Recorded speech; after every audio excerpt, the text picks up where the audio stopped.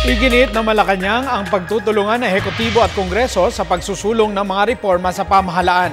Inihag ito ni PCO Secretary Sunny Coloma matapos pagtibayan ng Senado ang Freedom of Information Bill. Subalit ayon kay Coloma, mas maganda kung mismo ang publiko ang mangangalampag para maisabatas ang FOI.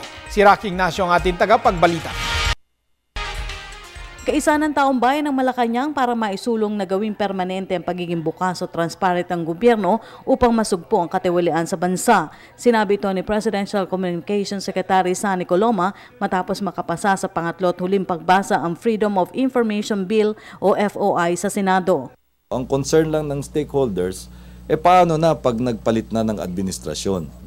Kaya nga ginigiit nila na kinakailangan magkaroon ng batas.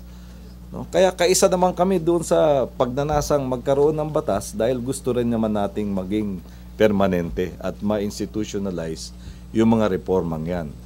Iginit pa rin ng Malacanang ang pagiging maingat ni Pangulo Aquino sa paggamit ng kanyang kapangyarihan kaugnay ng dapat sertipikahan bilang urgent ang naturang panukala.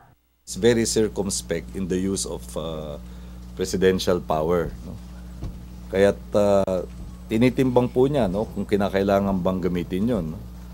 Nung nakaraang talakayan hinggil sa reproductive health bill, hindi naman siya gumamit ng pamimilit o pamumuwersa, no? At kahit yado ng administrasyon ay hinayaang bumoto ayon sa kanilang konsyensya at ayon sa panawagan ng kanilang mga constituents. Kaya ganyan din ang pananaw ng ating Pangulo hinggil dito, no? Nais ko ring ipunto na even without the enactment by Congress of an FOI bill, isinakongkreto na ng ating pamahalaan ang maraming prinsipyo na nagtataguyod sa openness, transparency, full disclosure at accountability of public officials. Dagdag pa ng kalihim, kailangan rin ang tulong ng mamamayan para hikayatin ang kanilang mga kinatawan ukol sa pagsusulong ng naturang panukalang batas.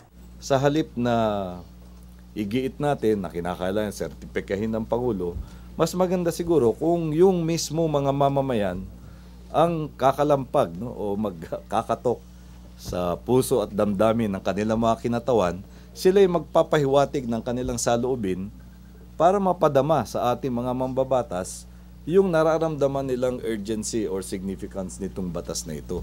At dahil ang ating naman mga mambabatas ay halal ng mga constituencies, ay dapat na maging bukas din naman sila at maging responsive doon sa mga saloobin ng mga mamamayan. Kasunod dito, muling tiniyak ng palasyo ang mahigpit na koordinasyon ng ehekutibo at lehislatura sa mga halagang panukalang batas.